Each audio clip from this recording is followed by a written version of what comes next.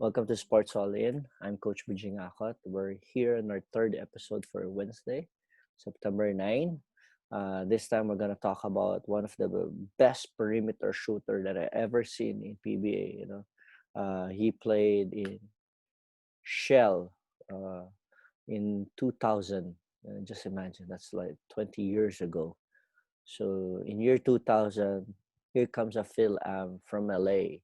A big guard that can shoot all the corners, all the parts of the court in PBA. That's Tony De La Cruz, Anthony De La Cruz. So before anything else, let's just play commercial and let's put him on board.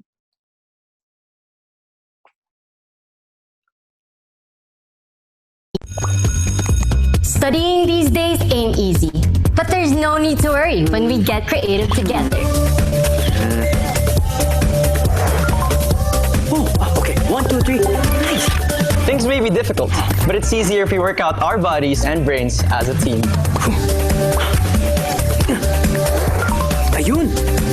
Like 1, 2. Whatever the challenge, we can count on each other for solutions.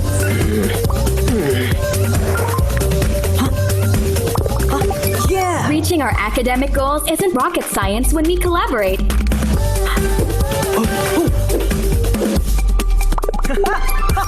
Because when we have the right tools and each other, we have perfect recipe to learn smart. Whoa! Woohoo! Thanks for the help, guys. Now, online learning is made easy.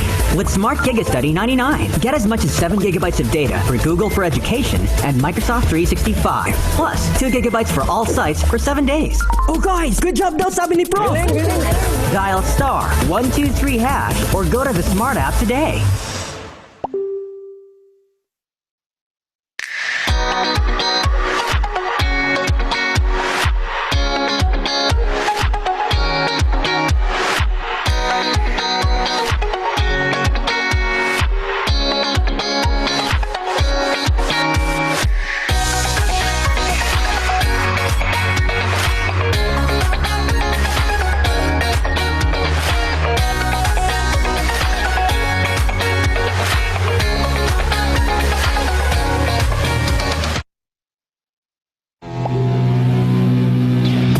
Break through a world where big data beats your worries. A world that gives you priority when innovations come.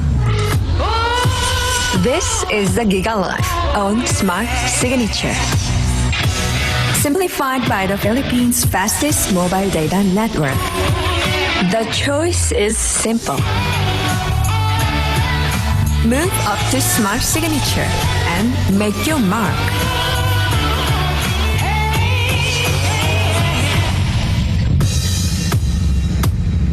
How do I know it's meant to be? Simple, smart ako.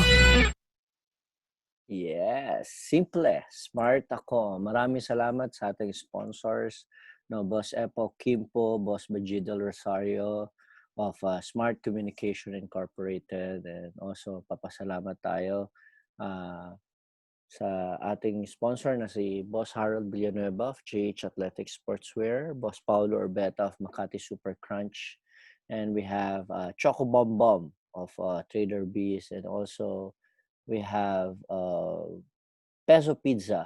We have Peso Pizza and Mama Nini's, Boss Jafar's Peso Pizza, Mama Nini's Lengua de Gato. And again, our guest for today is one of the best shooter. Masasabi ko, it's Tony De La Cruz of Formula Shell.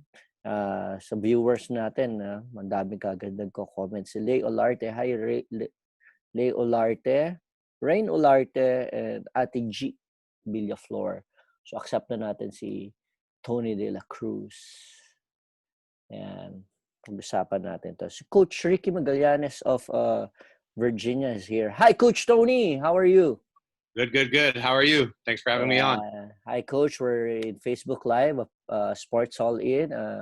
We basically have lots of viewers already watching, anticipating this chat of ours. Rob Galvez saying hi. Hello po, RC po ng 413. and Coach Ricky Magallanes of Virginia. So, Coach Tony, how are you? What's up with Coach Tony Dela Cruz? What's happened with Coach Tony Dela Cruz for the past how many months of pandemic? I mean, to say that it's been crazy is an understatement. This pandemic. I think everyone can identify that this pandemic has turned their life around. But me, in a personal note, and I think we'll get into it, is the last couple of months have been just such a huge struggle for me. But at the same time, it's an opportunity to grow. I lost my father a couple of weeks ago.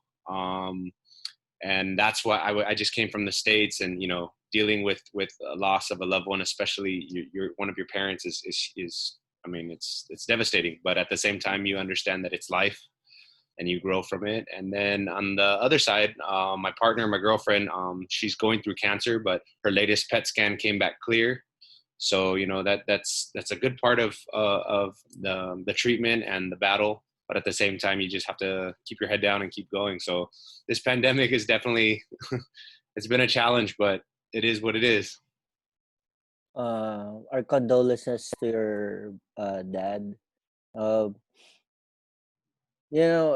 Pandemic, yeah, it's really changed a lot. It changed a lot. A lot of people, perception in life, especially you have lots of challenges in life, but you've kept your faith in God, and I think that that's a very important thing. If we coaches would like to look up one coach right now, it's you, because you've been very vocal on what struggles you've been having for the past few years, but you've always been there, standing there, have this smile, this pretty look.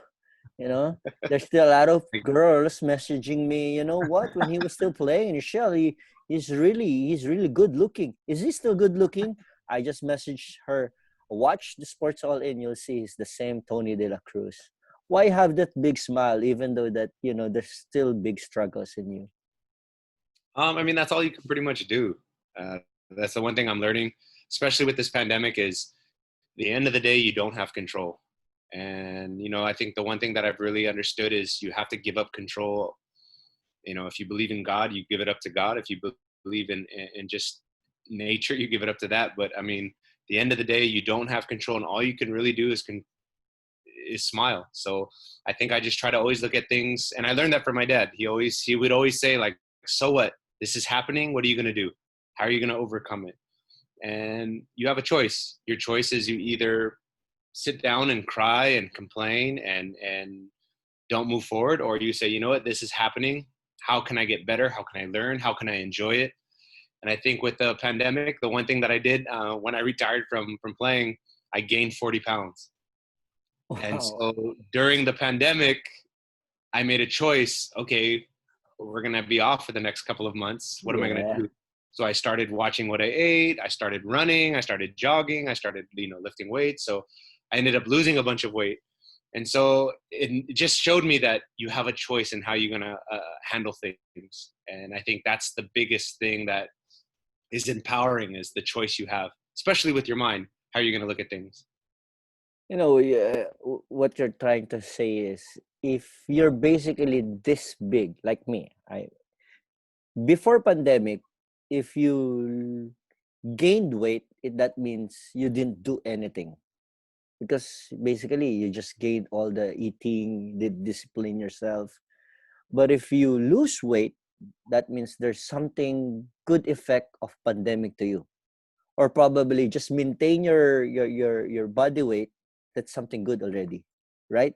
Are we in the same page with that? Or yeah, again, like that pandemic happened, and then I think the first couple of weeks everyone was a little scared, but a little excited. Like, oh, now I can catch up on all the movies I want to watch, all the shows I want to watch. And after a couple of weeks, everyone started to realize, oh, wait, I'm not going to be able to go outside for a while.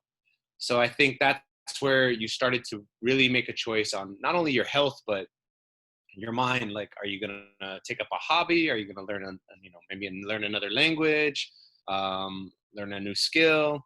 And I think that's what everyone was doing, was they're trying to understand how can they better themselves. And I think that's why, we're going to look back at this in a couple of years and go, wow, did that really just happen? I think the new normal is going to, we're going to be wearing masks for the next couple of years for sure.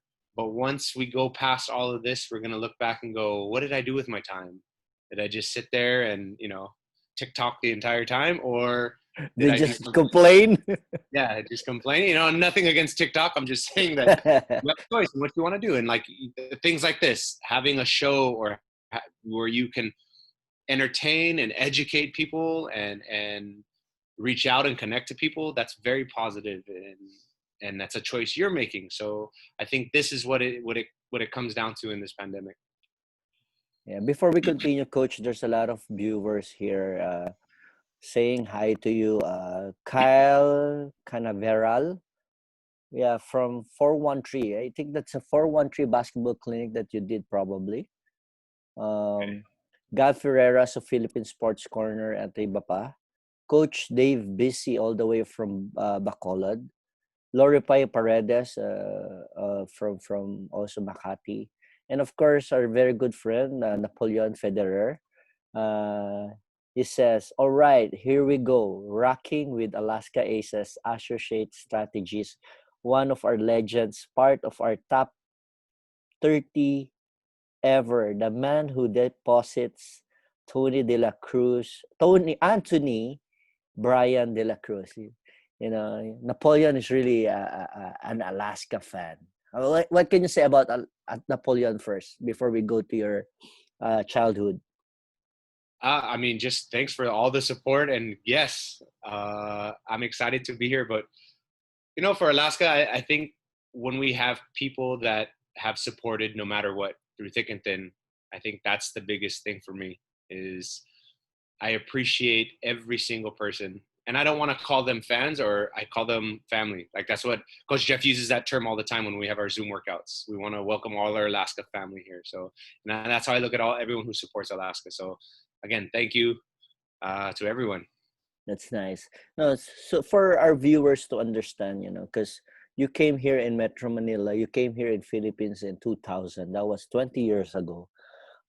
We barely know Anthony De La Cruz, because out of nowhere, Anthony, a big guard, came here in Philippines who can really shoot from different parts of the court. We usually see big man, just playing down below. That was like that was the time of Chris Jackson, and Noy Castillo in Formula Shaw. I think it's Coach Leo Austria who was coaching that time when you were playing. Before coming here, what was your basketball background in LA? Were you playing in high school? How'd you realize you want to play here in Philippines? Well, I grew up in Carson, California, so I played at Carson High. And when I was 17 in 1995, I had an opportunity to come here with Don Aliado. And we were on a Phil-Am traveling team, and we got to play other high schools. I remember playing against Sambeta. We played Ren Ritualo. He was there. I totally remember that. Wow. We were playing Ateneo Juniors, LaSalle Juniors, and it was a great experience. And I really loved the Philippines, and I was so excited to come here. I wanted to play college here. And talking to Don Aliado and his father, Kaloy, he was like, do you want to try to go to LaSalle? And then I had an opportunity after high school to go play Division I basketball at UC Irvine.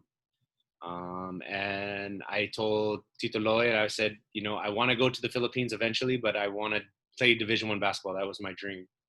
So I ended up playing for 2 years at UC Irvine.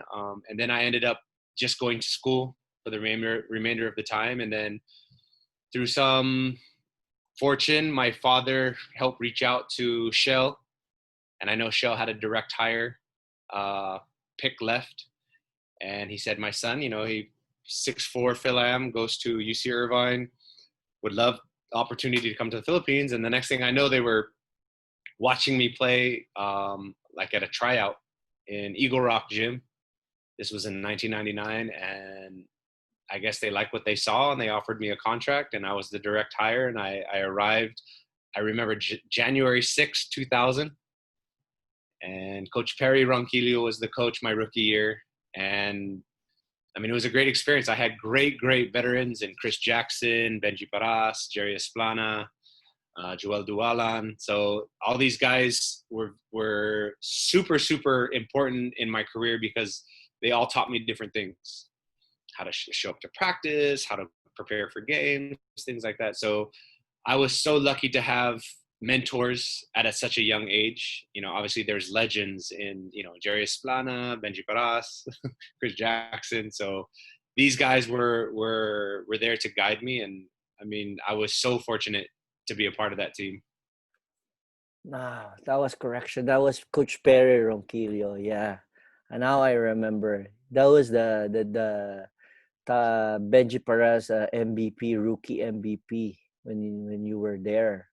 So that was really a good experience because, you know, the wallet is called El Aparador, right?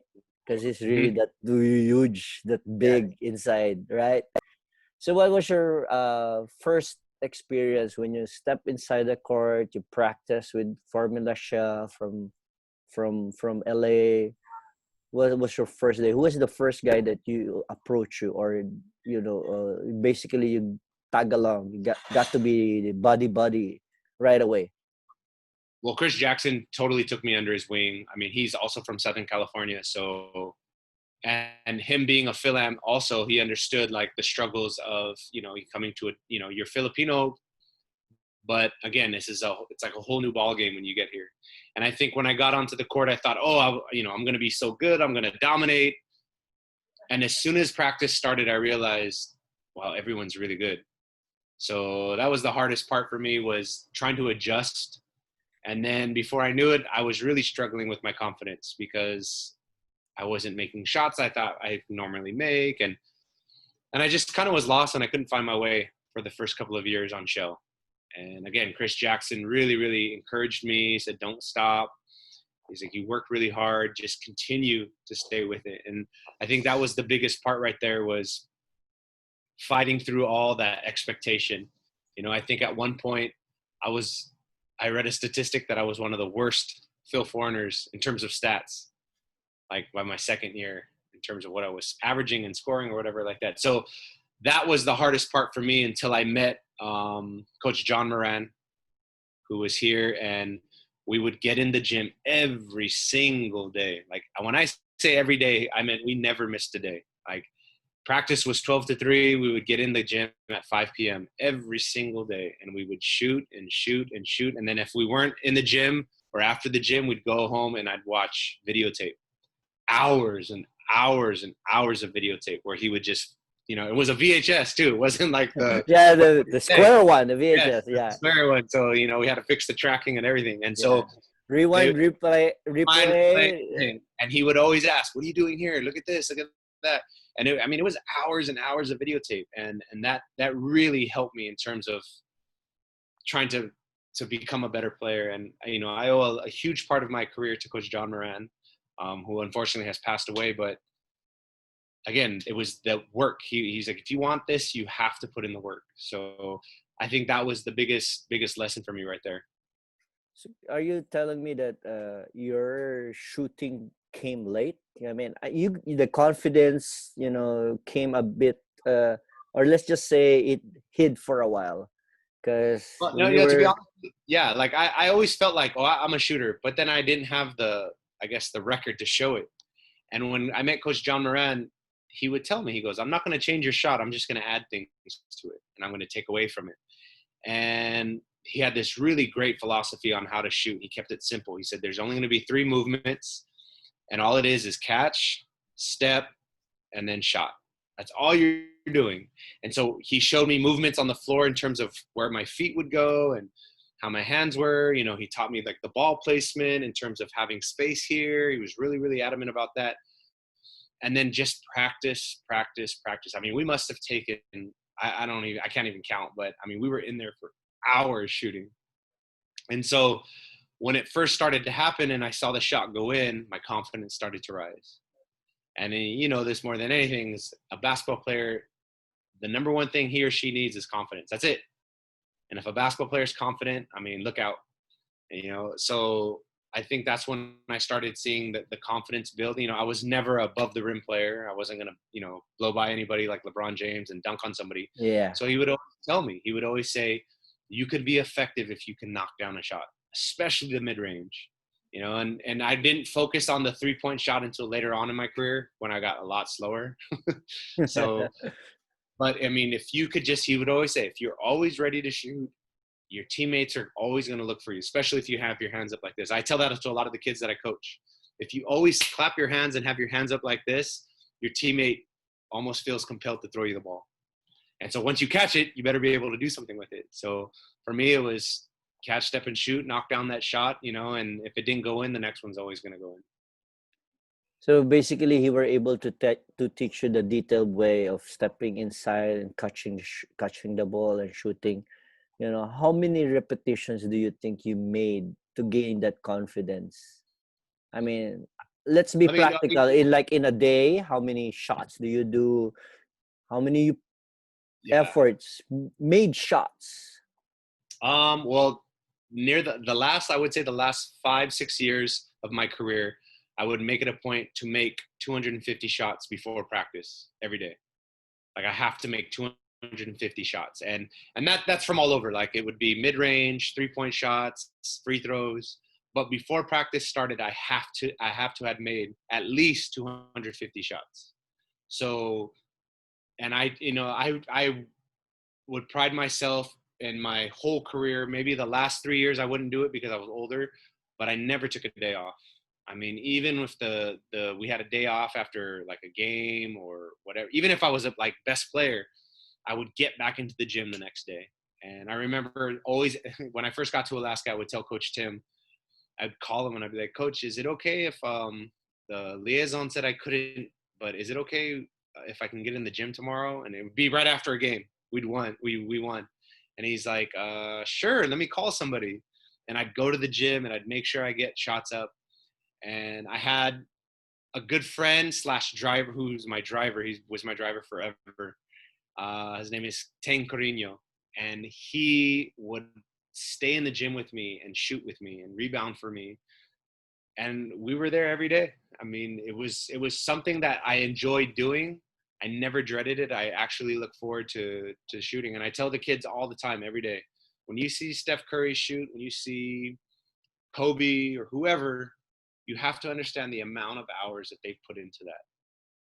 And I always remind kids that you can't just show up to the game and think that you're going to shoot. How much time are you shooting before practice? How much time are you shooting after practice? Are you trying to perfect your craft? And for me, that's what it comes down to, is perfecting your craft. And I knew that that's how I was going to make my money, was, you know, money in the bank. So I would spend hours upon hours. And as I got older, I would refine it. You know, I would have a rhythm because, you know, my body couldn't take all those hours of shooting. So I'd have little games that I'd play to just get my rhythm and my confidence. But early on in my career, I'd shoot for 2 hours after practice or before practice just to get more shots up. And I mean, during the off season, I would try to make close to 700 to 1,000 makes a day. Wow. I mean, That's my wrist, I tiring. would go That's home and I would tiring. ice my wrist. And I felt like it was a good day if my wrist was swollen because of the repetition. But I just can't put into words the amount of hours I've put into shooting. And I'm so confident in my mid-range game. Like I would tell anyone, like I really believe that, like I tell myself too, that I'm the greatest mid-range shooter of all time in the history of basketball. That's the mindset I would always tell myself because I put in the time. And I'm sure there, you know, Kawhi Leonard they would say his mid-range game is, I have confidence in my ability. Obviously I need to practice, but I could beat Kawhi Leonard in a mid-range.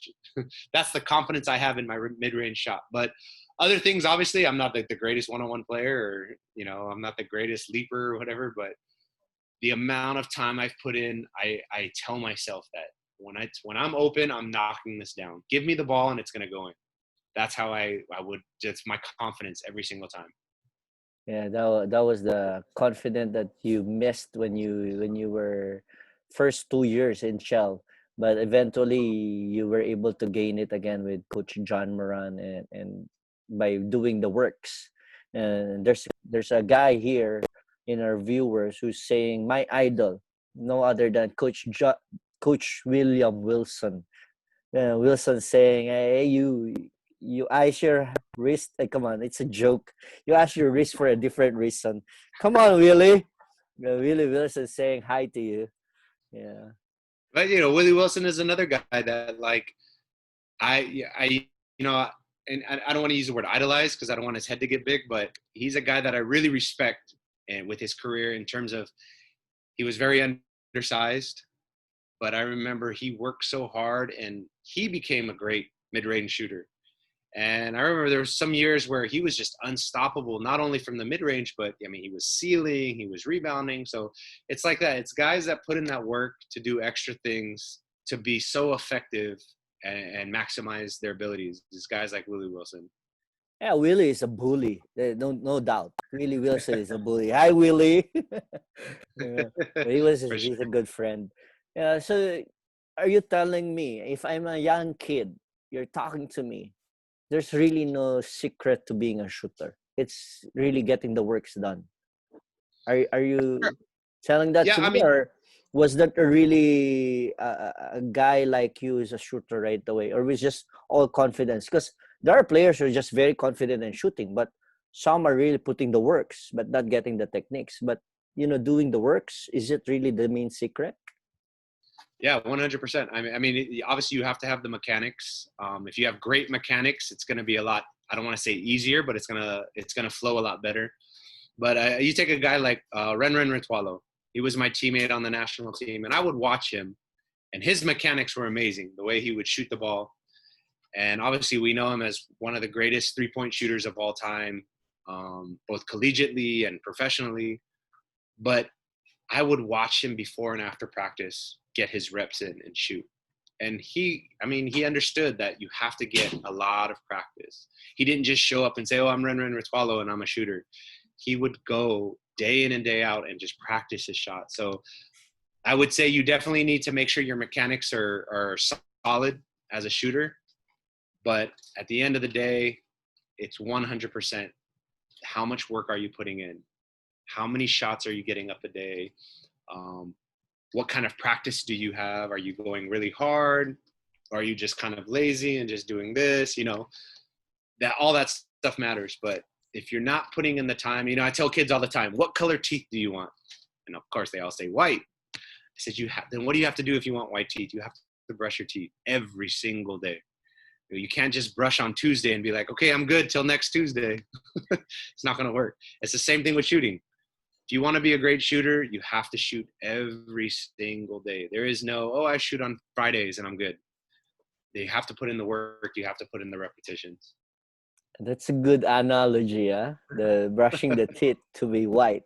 It's nice. Coach Kino Bautista saying the best mid-range shooter, Coach Tony Dela Cruz. Coach Kino is from Mandaluyong. Thank you, Coach. I agree with you. He's the best mid-range shooter. But he was saying it's like 700 made shots, It's really the works. Yeah.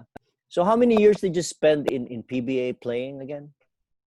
So I played 5 years for Shell, and then I played 13 years with Alaska. So 18 seasons. Wow. And 18 seasons. I mean, I look at my career and I look at it in phases and where I was mentally. But if I could summarize, again, like I always tell young kids, boy or girl, if you want to go far in basketball, you said it earlier, Coach, there is no secret other than hard work. It's hard work. Now, obviously, there's all these other things. You got to have great mentors and obviously opportunities and take advantage, but it's the work you put in and day out. Not only just shooting, but are you taking care of your body? Are you sleeping? What kind of recovery are you doing? Are you stretching at night? Are you eating the right foods? Are you watching videotape? Shame on a basketball player if he or she makes the same mistakes over and over and over, right? Do you know who you're guarding when you know your opponent? Which way does he like to go? Is he left-handed, right-handed? What's his strength? What's his weakness? So I think these are the things that you have to really, really kind of study. But in 18 years, I realized that the biggest secret is it's hard work. It's you just have to put in the time. So you're telling me now that basketball has really evolved, because when you were playing before, it's just really merely trying to develop your skills, put muscles and shoot, and go with the flow. But now you gotta study your opponent. It's like Sun Tzu, right? You gotta know the strength of your opponent and know your strength as well. So you gotta do a lot of homework now when you're playing basketball. So it's a big adjustment. Yeah, I mean, the greatest thing, and we made a joke earlier about VHS tapes. Yeah. But the greatest thing that and Coach Moran would always talk about this. Like, I remember I had this 8mm camera, and this is before like smartphones came out or whatever. But he would go, bring your camera to our workout later. And so I would have to put it on a tripod and then hit record. And then we'd walk over and we'd hit rewind. And he goes, look at your shot, look at your elbow, look at your foot. Like, we'd study that. And the generation today, the access you have to technology in terms of everyone has a smartphone. How easy is it to just record yourself shooting and then go over to your smartphone and watch what your arm is doing, what your elbow is doing, what your, why are you making it? Because you're doing this. And why are you missing it? Because you're doing that, and then obviously you have access to YouTube, and YouTube, I feel like it's where you get a college degree. You can find so many drills. You want to learn how to split the double team. You want to learn how to come off the pick and roll, whatever you want, it's on YouTube. And you can learn how to be a better dribbler, a better shooter, a better something, and my day, like, I remember we'd have to rent video tapes from the, hopefully there was something to rent at the video store to watch. I remember my dad rented Magic Johnson Basketball Skills, and I watched that thing over and over and over. And a lot of his drills were very basic, but I just went to the park and I practiced and I practiced and I practiced. Now you have access in seconds to all these different techniques and philosophies of basketball. You can watch the greatest coaches speak on their philosophy on defense, and it's such a great tool for coaches now. I watch a lot of YouTube as a coach in terms of how they deal with a player like this compared to a player like that. Like, I know Coach Jeff, we talk a lot about, Junmar is the greatest. I think he's the greatest PBA player of all time, hands down, Junmar Fajardo. And you have to think, how do we stop him? So, and not to give too much away, but I know we talk a lot about Shaquille O'Neal, and okay, how do they stop him in this playoffs? How do they stop him in this series? And these are the kind of things that, like, me and Coach Jeff talk about all the time in terms of how can you learn more, not just in the PBA, but outside. And, you watch a lot, it's all for free. And that's what's amazing about the technology today and what kids have. The problem, though, is kids see Steph Curry shoot from almost half court or Dame Lillard, and they think, well, I'm going to do that tomorrow in my game. And I say to those kids, how many hours Steph Curry put into that? How many hours Dame Lillard put into that? Why don't you drive to the basket and get fouled so you can go to the free throw line? So just different things like that. But again, I think today's technology it's so ripe for evolving the game. And you said it, the game has changed so much. And I'm excited to see what the game's going to look like in the next 5 to 10 years. The only problem that we're encountering right now is there's too much information in YouTube that you have to filter things, because as you've said, a lot of kids just want to shoot and imitate their idols without practically going to the fundamentals, which you guys always teach in Power Camp, right? Can you give us an idea about what the Power Camp is? You and Coach Jeff have been working on it. Yeah, so Power Camp is a grassroots program by Alaska, and we're there to teach fundamental basketball. We want to teach the fundamentals of dribbling, shooting, passing. And I think what happens a lot of times, kids get there and they want to go, can we do 2-ball dribbling already? How do we do this? How do we do that? And they want to do something fancy. And I heard a great story. One of my players, I coached the junior NBA girls Asia Pacific team last year. It was the World Championships. Yeah. And one of my players, Camille, got to ask an NBA player a question. So she got to post it, and she said, what would you tell an aspiring young athlete who wants to get to the next level? That was her question. And guess who answered? It was Kobe Bryant. And Kobe said, great question. And I remember his answer so vividly. He said, I see a lot of people doing crazy things with 2 basketballs and all these cones and all this crazy stuff. He goes, that's great, but how good can you dribble with your right hand? How good can you dribble with your left hand? And I've heard stories about Kobe where he wanted to master being so great with one hand and then going to the other hand. And I think that's what we do. You said it. There's so much information. Instead of simplifying what needs to be done. And when are you going to dribble with 2 basketballs? You're not going to dribble. And I think it's a great drill. It definitely does help a player get better at ball handling. But when, Coach Kirk of Ginebra always tells me, the ball in your hand is not going to be there for 48 minutes. You're going to have to be able to learn how to pass and then move without it. How can you read? What is the defender doing? His head is turned. Where can I flash? What can I do? What should I do with my hand? So I think this is what we need to teach these kids, is the fundamentals of how to play basketball instead of emulating what everybody wants to do, which is be the fanciest dribbler, jump the highest, how athletic can you get with the basketball, instead of, if I pass the ball, do I just stand or can I cut? Where do I cut? How do I cut? If I cut here, what should my teammate do? Or if he cuts, where should I go? This is what I want to teach kids, is really how to play basketball. So that's what you do in Power Camp. You basically digest things for them to eventually absorb it slowly but surely. And it's a great foundational step, though. What we do is we start in small parts, and we're really just trying to give the kids confidence. Our goal at the end of Power Camp is they, 1, had fun, because when you're having fun, no matter at any level, when you're having fun, you're learning. And then 2, you have a better understanding of what basketball is. And then 3, I hope that you're continuing to want to play basketball at whatever level you want to get to. So we do it in small parts, and each day we build on the foundation. And, from what I see, I think it's mission accomplished with how the kids respond and how competitive they get and how much fun they're having. So I really love the program. I'm just sad we weren't able to do it this year because of the pandemic. I agree with you. Pandemic really changed a lot of dimension in basketball. I always say this to my players, that boring is fun. When you're into fundamental, it's really boring. Your patience is being tested. Most especially these millennials, these kids, they just want to jump onto the boat right away and say, we're going to want to play 5-on-5. They want it to be strong, but they don't want to go to the details of how to be strong little by little. So good thing, Power Camp is there. Because I still remember way back when, 2000, what we have in US is the 5-star camp. I don't know if you still remember that. And here in Philippines, it's Milo Best. So it's the two things.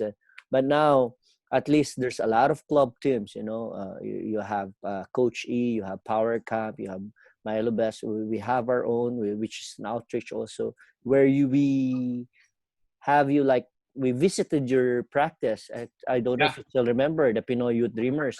We went there. We asked you to do some inspirational talk to these kids. And some of these kids are already playing for UAAP. So just imagine the impact that you were able to share to these kids. So what I'm trying to say is, good thing that there's a lot of ball clubs now who's offering the fundamentals. So I hope that they will be as patient as you. Because you and Coach Jeff are really patient in teaching the small kids, right? So what's next for Power Camp? Well, the Power Camp season starts in summertime, so April, and hopefully, God willing, that there's a vaccine that's safe that comes out, and by that time, and the worst of the pandemic is past all of us, and we can come back. Obviously, safety is our number 1 priority, so we're not going to risk the health of kids or parents to say, let's have a Power Camp knowing that someone could get sick. So first and foremost, it's hopefully by April we're at a stage in this pandemic where it's safe to return. If that's not viable, then we definitely have to look to technology, and we'll do things online. We did things online this past season, but again, we were just trying things out. And then, you know, your reach is only so much when you use like Zoom or video calls like this. So nothing beats in-person training, I think. And, you know, especially like basketball is it's a contact sport, and, you know, Yeah. people are going to be around. So we definitely know that safety is the priority, but once we can get back on the court and keep everyone safe, you know, again, the program is it's so ready to go. Yeah, everything's limited in virtual online, you know, but still we gotta do our you know, our thing, you know, like treat this pandemic as is the like the off season, you know, just like you guys what been doing, you know, you're preparing for this season. So we're talking about this PBA thing, you know. I know you're still in quarantine because you just came from LA now. So how's the update of what's the update of Alaska practices in preparation for October? Yeah, so I still join the online workouts. What we do is we get together every other day online to either do some kind of speed and agility, core workouts, or weights. You know, everyone has their own weights, and so we take care of that aspect of it. In terms of the court, from what I understand from the players that I'm talking to and Coach Jeff, I mean, the players just love being in the gym again. I mean, because there's only it's a small group that's allowed, but they love it. I mean, they've missed basketball. They wanted to get back. You know, it was months away from the court. So hopefully we can continue to keep testing negative, and the whole PBA can play again. But I really think the Philippines needs basketball, like, to watch. Obviously, there's the NBA, and you know, that's great. And you know, you're cheering for your team if your team's still in it. But I think the Philippines really needs basketball. It's our national pastime, I think. And if the PBA can get up and playing, I think it'll really uplift the spirits of the whole country in terms of watching. You know, I mean, I think everyone does miss college basketball here in the Philippines. And, you know, Cy Young, like, you can't play it yet, but if we can get in and have the league up and running, I think it'll really, really do wonders for the country. I think some of the leagues are just waiting for the PBA to take off. You know, once the PBA takes off, you know, the protocols are being followed, the guidelines. Then I think we have a barometer on how we can do the other tournaments. So our main objective now is to know what's PBA gonna do. So I think everybody's looking eyes on you guys, how you practice, how you prepare for October. Do you have any target date already for the opening? Did the commissioner already gave you the date? From what I'm understanding, they're targeting second week of October, if that's feasible. But again, as long as everyone stays safe, we continue to test. And I know, like, in the last 3 months, I've been tested 5 times. So, you know, like, I've been tested here for my team. And then when I went to the States, I got tested twice. And then when I returned, I got tested. So, you know, testing is not pleasant, especially the swab test. But again, if it's to keep not only myself safe, but everyone around me safe and the community safe, I'm all for it.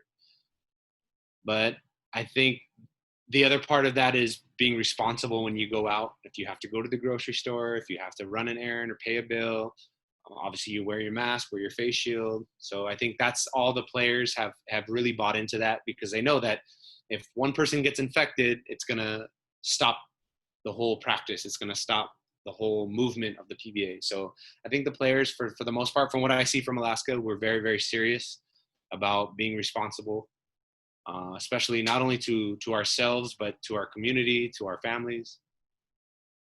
It's basically more on the discipline, right? Right now in PBA, you know, because you guys are protecting, Alaska's protecting each and every one, the family thing, Family of Alaska, but the other teams are also doing the same thing.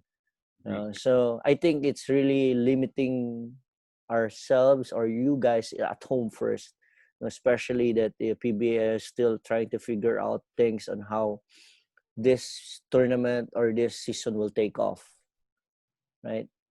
Definitely.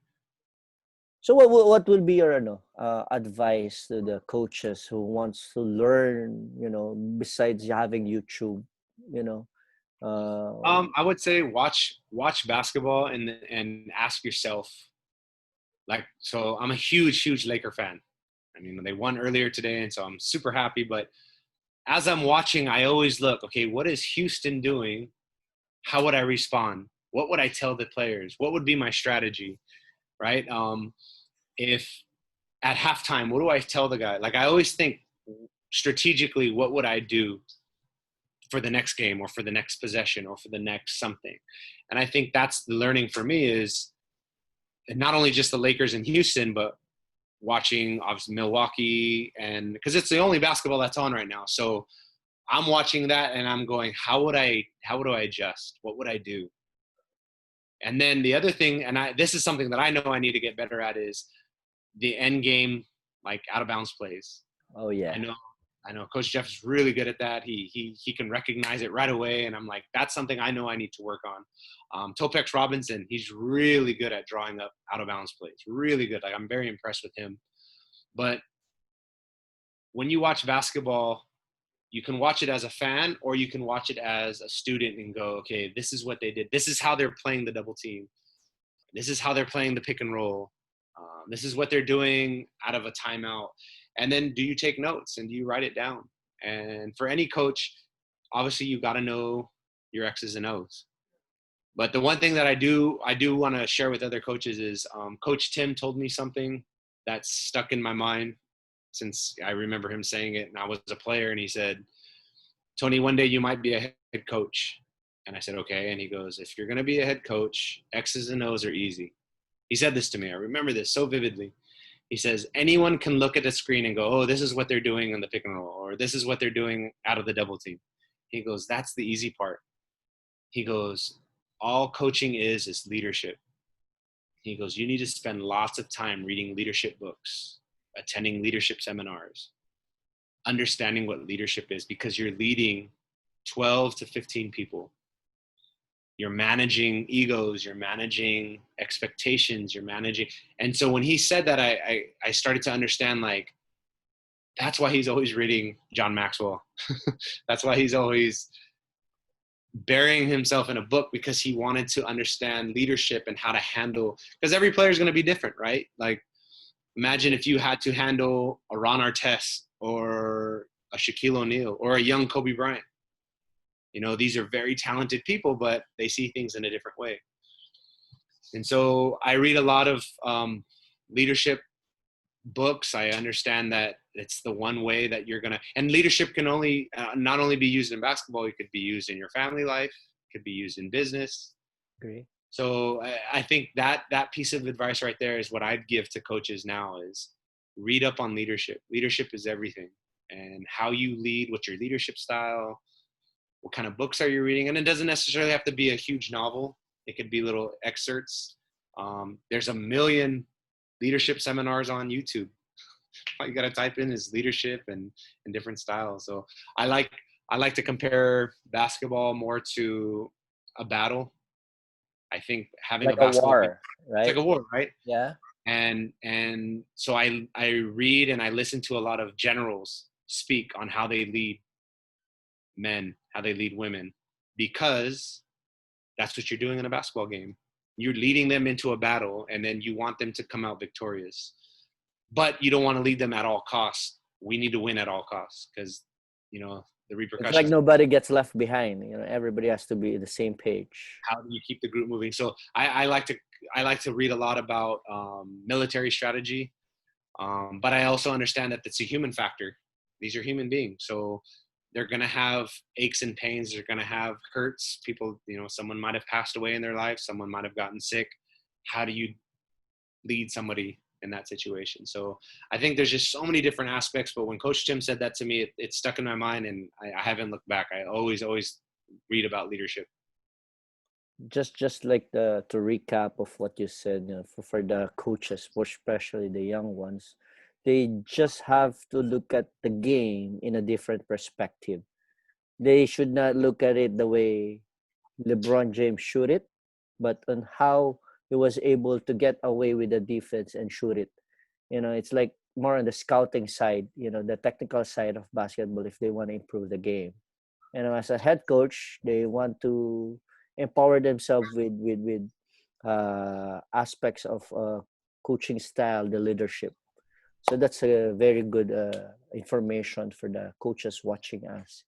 But how about the young ones, coach? The millennials, they just want to be like the Steph Curry. They just want to be LeBron and all these fancy players. They think that they can just easily imitate it. What are your words of wisdom? Well, to the millennials and the younger generation, I'm going to say this. Turn your phone off. Like, get in the gym and work. And what I mean by that is, and I guess because I'm from an older generation, I don't understand. Me personally, when I would get in the gym and I'd work and I'd work and I'd work, obviously I didn't have a smartphone. But even if I did, I wouldn't post it.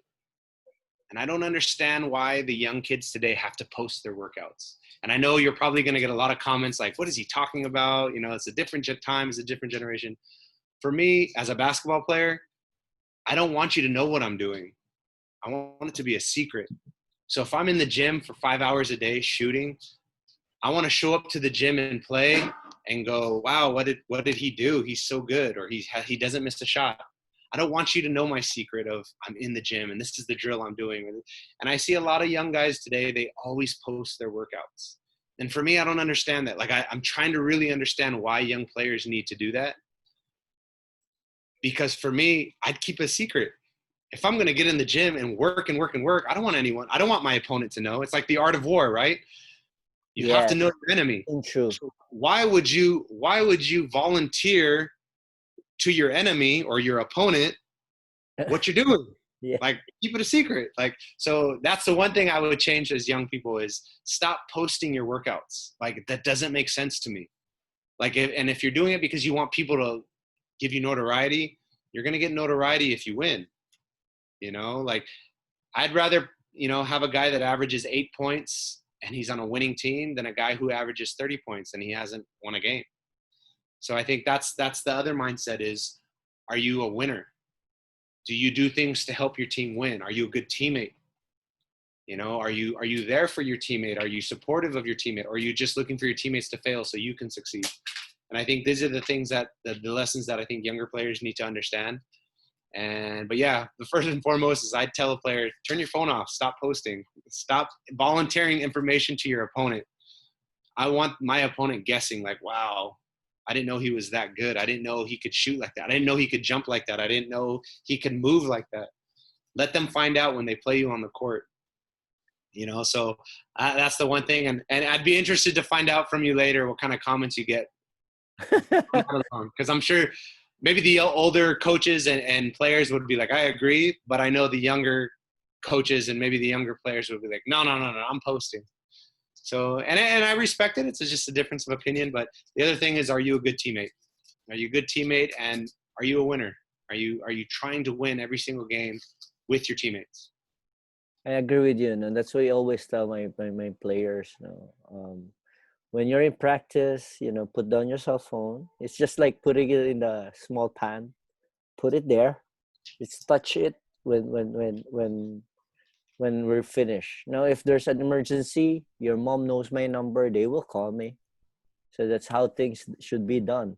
There's always like a timeout. Because social media, it's so evolving. So their focus are not the same focus that we do. So I think it's really more on focus. That's why we have to remind them that the cell phone, the smartphone has to be in the bag when you're practicing. I agree. That's nice. It was nice talking to you. It was nice chatting with you.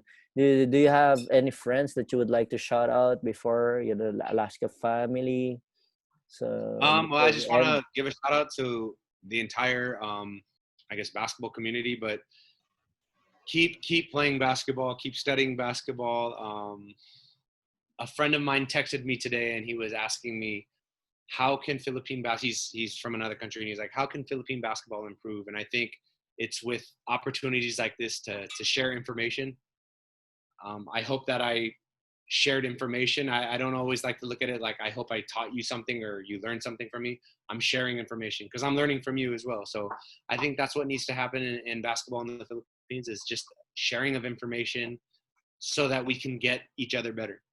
And I think if we can get each other better, obviously the Philippines can go to another level basketball wise. And so special shout out to obviously the basketball community, but Alaska fans, Alaska supporters, Alaska family. But more importantly, just wherever you are, I hope you're safe and you continue not only to be safe, but to learn more about basketball and learn about yourself.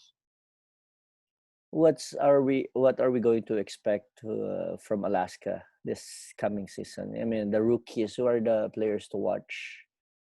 Well, we have a rookie in JC Marcelino who is, I mean, he's very, very explosive.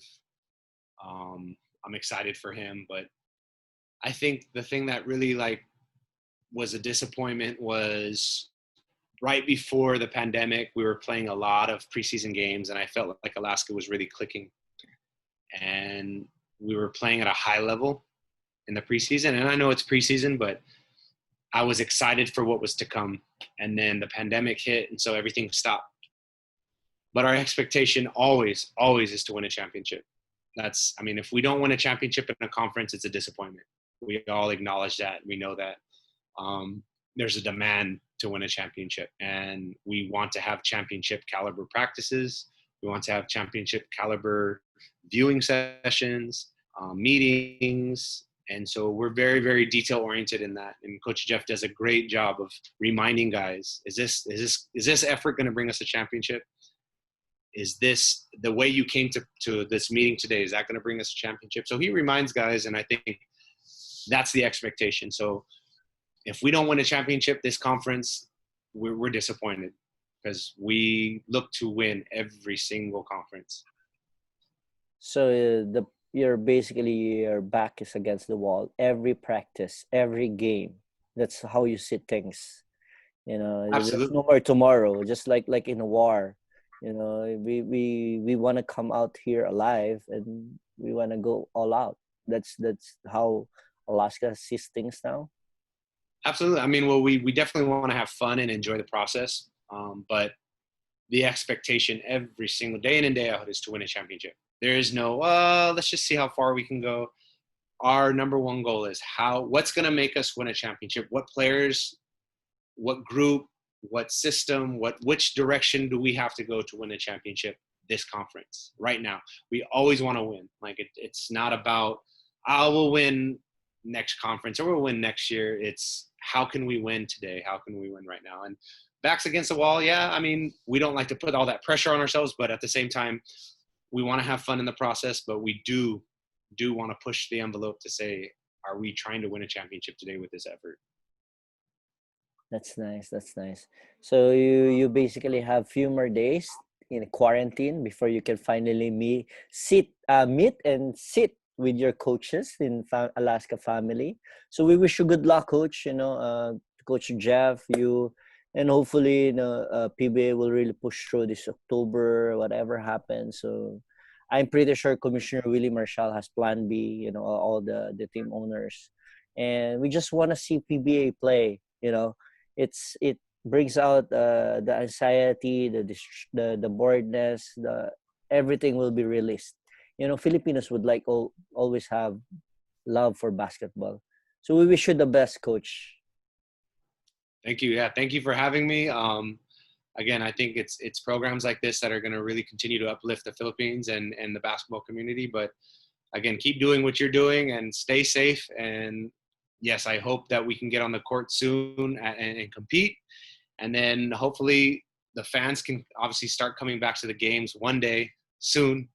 And we can continue to have camps and life will go back to normal. But in the meantime, just try to do what you can do to not only learn and grow, but to stay safe. Yeah, and my friend all the way from LA, Charles Mark Bosetta, saying hi and saying that LA all the way. You feel the same way? Yes, I agree. Both in basketball with the Lakers and in baseball. I'm a huge baseball fan with the Dodgers. So go LA all the way. Go LA. I see you, coach. Till Thank you, next thank you, thank time. you. Thank you. Stay safe, coach. Thanks for Bye having me. bye. Bye bye. Bye bye. Bye bye bye.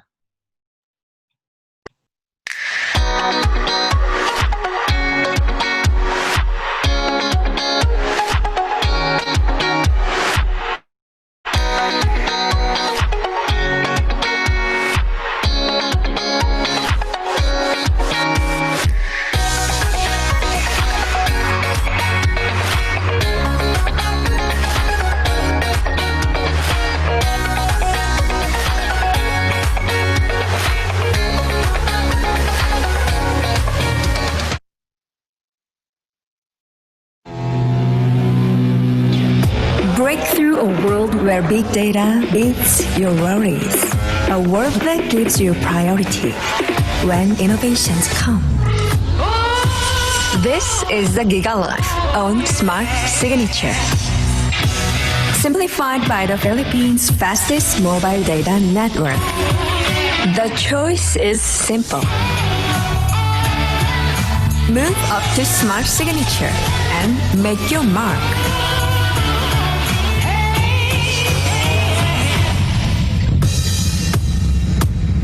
How do I know it's meant to be? Simple, smart, ako.